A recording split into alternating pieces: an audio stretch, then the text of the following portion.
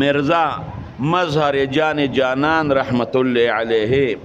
دا په زمونږ د بزرګانو کې لوی بزرګ تیر شوی دی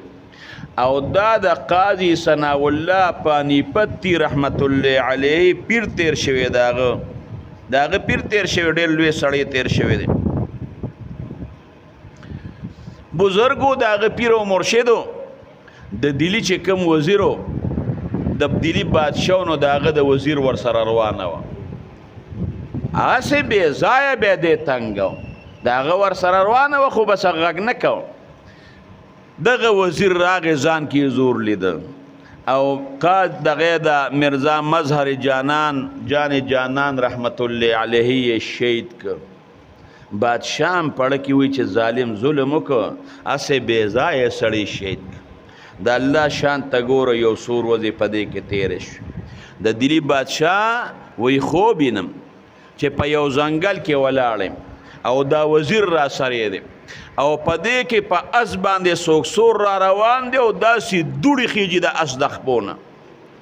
ځانې راو رسو او چې ځانې راو رسو هغه دوړي کې ناشته یو سړی دی او هغه سره غشي ورسري دی په ترکش کې لیندې غاړې تا چولې ده او دا مرزا مظهر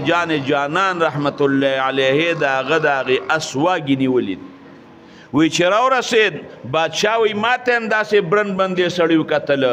او زما دی وزیر ته هم برن بند وکتل وی یار را باندې راله وی مرزا مظهر جانان ته وی چې چا وجلې قاتل له څوک ته خایا راته وی هغه دی وزیر ته ګوتې ونیوي چې جی دا زما قاتل دی وی ما دا چانه تپوسو کې چې دا سړی څوک دی وی راته وی چې دا امام حسین رضی الله عنه دی وی امام حسین رضی الله عنه دا غي ترکش نه غش روخ کو او هغه پلینده کې ورک اورېخ کلو چې شړق شو کنه نو دا وزیر په خاص په دې زړه په دې زیګره په دا وزیر وشت وی وزیر کریک کړه په شا باندې پرې و چې وړه مې شلې دا مړ شو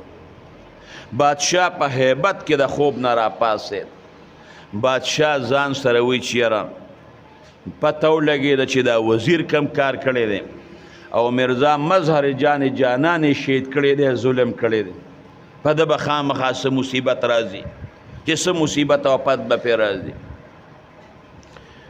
چې سار شو سړی یو لیږ وی لاړ شه هغه وزیر راوله چې پوه کم چې ظالم ظلم دی کړی دی ما خو بیګا خطرناک خوب ولیده چې استاد لاړه د وزیر د کور د زنانو د ماشومانو چغې خیږي وی خدای غرق شو تباه شو سړی وته ویلې وی بیګا د شپې په وزیر باندې پړه باندې او په جګر باندې درد راغلی دی او چغې والی چې یا لاړه میوشلې ده او په نیمه شپه باندې مړ شوی دی هغه سړی راغی بادشاہ ته وی جی وزیر خو مړ دی جنازې له ځان تیارولې وی د کور خلکو وی چې بادشاہ ته وی چې هغه د درتلو نه دی خو مړ شوی دی بیګې په سینه او په جګر باندې درد راغلی دی او چغې والې چې ړه مې وشلې د وړه مې سورې شو او مرمه او سی ورکړې ده بادشاه وی اوړي سورې شوی دی اوړې شلېدلې دی او ما ته دا پته لګي چې پړ کې ورله چا سورې کړې دی وی تا ته څه پته لګي وی بیګا ما په خوب کې امام حسین صاحب لیدلی دی هغه پړ په غشي باندې شته بزرګان اولیاء او علماء دا بنه چیړې ګوري الله پاک ډیر صبر کوونکی دی الله پاک صبر کوي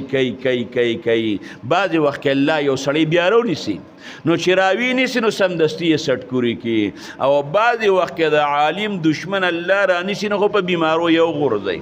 چې لږ د او دردوم نو بیا به در سره ګورم